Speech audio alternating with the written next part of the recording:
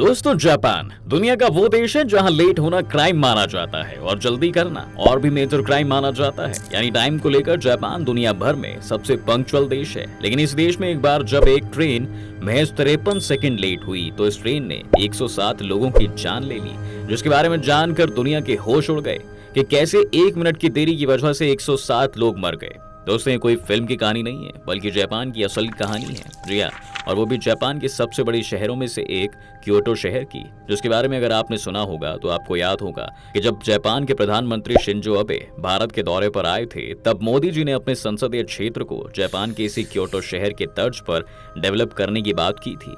खैर, इस बात को 9 साल हो गए हैं और बनारस तो अभी बनारस के तौर पर भी डेवलप नहीं हो पाया है। क्योटो तो बहुत दूर की बात है। खैर, अब आते हैं उसी कहानी पर। दोस्तों, कहानी की शुरुआत होती है 25 अप्रैल 2005 से। समय था सुबह 9:03 का। इस टाइम पर हर रोज क्योटो स्टेशन से एक ट्रेन रवाना होती है, लेकिन ट्रेन जहां से चली उस स्टेशन का नाम था तकाराजुका। अजीबोगरीब नाम पर मत जाइए, जापान में ऐसे ही नाम होते हैं। खैर, यहाँ से टोक्यो जाने के लिए एक आमागासुकी नाम के एक स्टेशन पर ट्रेन को लाइन बदलनी होती थी, लेकिन ये लाइन जहां बदलनी होती थी वहां पर ट्रेन को एक शार्प कट लेना पड़ता था। अब इतना तो आप भी जानते होंगे कि सड़कों पर यह लिखा होता है कि आगे तीखा मोड़ है, कृपया धीरे चलें। यही कॉन्सेप्ट जापान के इस स्टेशन वाले शार्प टर्न पर भी लागू होता है। यानी ट्रेन को अपनी स्पीड धीमी करनी होती है क्योंकि यहाँ पर ट्रेन का मुड़ना थोड़ा जोखिम भरा होता है। इसलिए इस जगह पर ट्रेन को अपनी स्पीड एकदम स्लो कर देनी होती थी। रोज तो स्पीड धीमी हो जाती थी, लेकिन 25 अप्रैल 2005 वाले दिन कुछ अलग हुआ। हुआ ये कि उस रोज कट लेते वक्त ट्रेन सीधे एक बिल्डिंग से जा टकराई।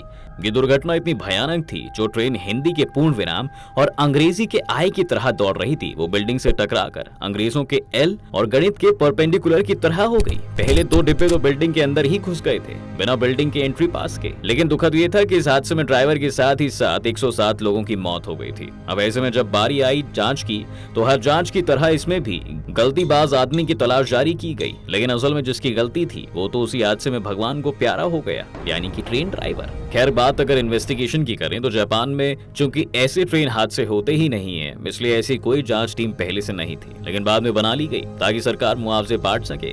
अब जापान में ट्रेन हादसे ना होने के कारण ही ये घटना बहुत ज्यादा ही चर्चे में आ गई दोस्तों, क्योंकि वो जापान है, इंडिया के वंदे भारत थोड़ी है जो रोज ही किसी गाय से टकरा कर अपना आगे का फाइबर कवर तोड़कर रूठ जाती है। चूंकि भारत में गाय को कुछ हो जाए ये मंजूर नहीं, इसलिए ट्रेन को कुछ भी होने दिया जाता है।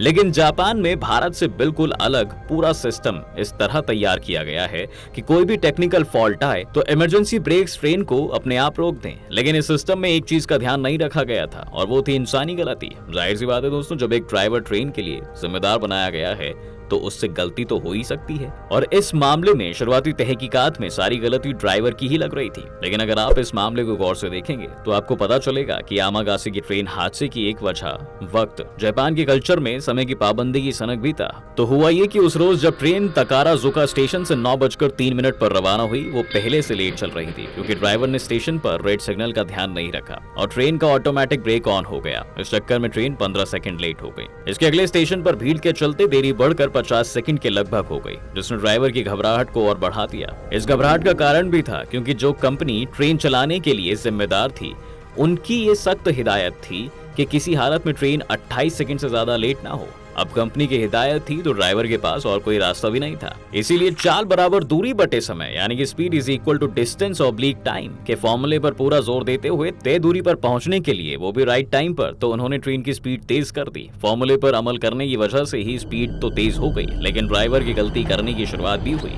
स्पीड तेज होने की वजह से अगले स्टेशन पर जहाँ गाड़ी को रोकना था, इस स्टॉपिंग लाइन पर ट्रेन रुक नहीं पाई, इसलिए ट्रेन प्लेटफॉर्म पर पूरी तरह सेट नहीं हो पाई, जिससे वापस से सेट करने में और ज्यादा टाइम लग गया। कुल मिलाकर देरी अब 1.5 मिनट से ज्यादा की हो चुकी थी, इसलिए ड्राइवर ने ट्रेन को फुल स्पीड में दौड़ाना शुरू कर दिया।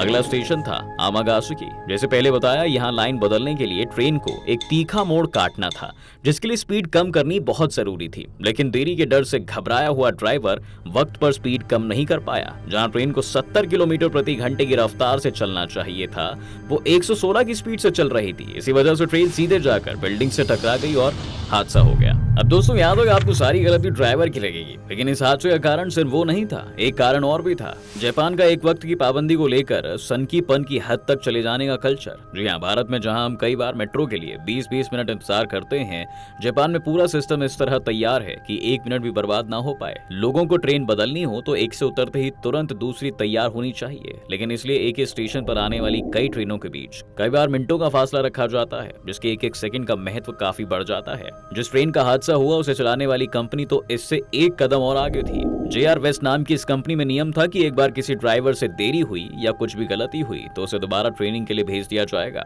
इस ट्रेनिंग को डे शिफ्ट एजुकेशन का नाम दिया गया था। असल में ये डे शिफ्ट एजुकेशन एक तरह की सजा होती थी, और तो और लोग इसे ट्रेनिंग ना कहकर मेंटल अब्यूज कहते हैं। इस दौरान एम्प्लॉयज को टॉयलेट क्लीन करने, झाड़ू मारने जैसे बोझिल काम करवाए जाते हैं। इसके अलावा हाथों से लंबी लंबी रिपोर्टें लिखनी होती हैं, जिस दौरान मैनेजर गालियां देता था। एक बार इसमें आप फंस गए तो आपको ये पता तक नहीं होता था कि आप दोबारा काम पर कब लौट पाएंगे या लौटेंगे भी या नहीं। इस तरह का मेंटल चार्ट टॉर्चर किसी भी तरह के सुधार को प्रमोट नहीं कर सकता, इसलिए ड्राइवर या तो हर तरह की सावधानी बरते या फिर सावधानी नहीं बरतने पर स्पीड बढ़ा देते हैं। लेकिन अब तक स्पीड बढ़ाने पर कुछ नहीं हुआ था, पर अब हुआ जब 10 स्पीड से दोगुनी स्पीड पर ट्रेन ने कट लिया तो ट्रेन बिल्डिंग के अंदर जा घुसी और इस तरह से उसमें बैठे 107 लोग मर गए, जो कि जापान का एक बहुत बड़ा हादसा माना जाता है। वहीं जापान को अपनी ऑटोमेटिक तकनीकी की वजह से दुनिया भर में जाना जाता है। दोस्तों, हादसे के बाद पता चला कि उस ट्रेन का ड्राइवर भी एक बार रीट्रेनिंग के लिए भेजा जा चुका था, और इसी डर से पॉसिबल है कि उसने टाइम कवर करने के लिए ट्रेन की स्पीड तेज की। ट्रेन जब पटरी से उतरी उसने ब्रेक मारने की कोशिश भी की थी, लेकिन हड़बड़ाहट में उसने इमरजेंसी ब्रेक के बदले सर्विस ब्रेक दबा दिए, जो इस सिचुएशन के लिए नाकाफी थे। बाद में इस हादसे की जिम्मेदारी लेते हुए जेआर वेस्ट कंपनी के प्रेसिडेंट ताकेशी काकीउची ने तुरंत अपने पद से रेजिग्नेशन दे दिया था। साल 2009 में एक और अधिकारी मसाओ यामाजाकी के ऊपर लापरवाही का केस चला, लेकिन कोर्ट ने उन्हें दोषी मानने से इनकार कर दिया। जिस बिल्डिंग से ये ट्रेन टकराई थी उस जगह पर एक स्मारक बनाया गया और आज भी बिल्डिंग का एक हिस्सा ज्यों का त्यों रखा गया है।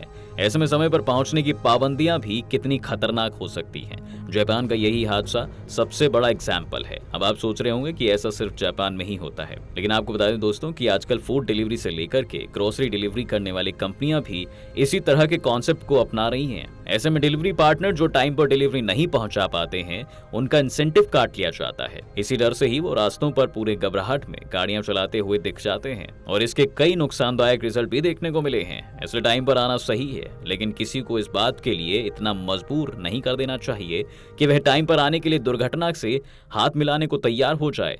आपकी इस मामले में क्या राय है, हमें कमेंट करके जरूर बताएं। साथ ही वीडियो को लाइक करें, शेयर करें और हमारे चैनल को सब्सक्राइब भी कर दें।